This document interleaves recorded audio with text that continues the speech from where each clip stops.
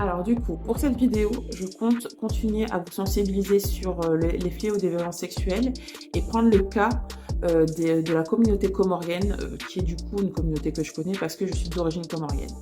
Par contre, je tiens à le préciser, je suis vraiment pas là pour stigmatiser la culture comorienne, bien au contraire. Moi là, je suis juste en train d'interpeller sur la situation. Une étude réalisée par l'organisme UNICEF, qui est très actif sur le territoire de l'archipel des Comores, démontre que près de 14% des enfants de 15 à 19 ans ont été victimes d'agressions sexuelles. Et ce qui est dommage dans cette histoire, c'est que malheureusement, je pense que ces chiffres sont moindres par rapport à la réalité du terrain. Je vais juste citer une association avec qui j'ai travaillé, du coup, qui est Mbokishoye Masiwa, qui a du coup sorti et travaillé sur un questionnaire. Et suite à ce questionnaire qui a été du coup envoyé au niveau de toute la diaspora, constaté que sur 476 personnes interrogées, près de 86 personnes connaissent ou ont été victimes de violences sexuelles. Sur ce pourcentage, uniquement 6% de ces personnes ont porté plainte. Mais les agresseurs, on peut compter de nombreux imams. Donc les imams sont du coup des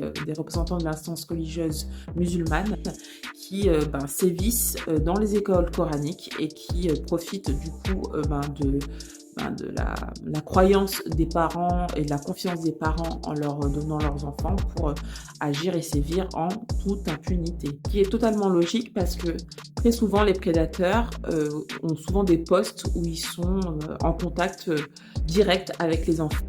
Au niveau de la justice, par rapport aux agresseurs, pour les rares fois où les victimes ont la force de porter plainte pour les agressions qu'elles ont subies, on est dans une impunité quasi totale, quoi.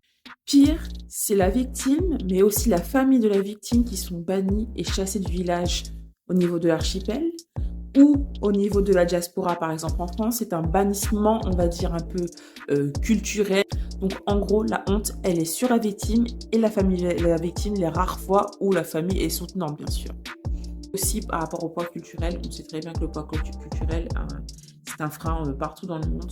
La spécificité dans la communauté comorienne, c'est qu'il y a un mélange avec du coup la religion musulmane qui est instrumentalisée pour justement verrouiller la parole des victimes sous prétexte de le tabou autour de la sexualité.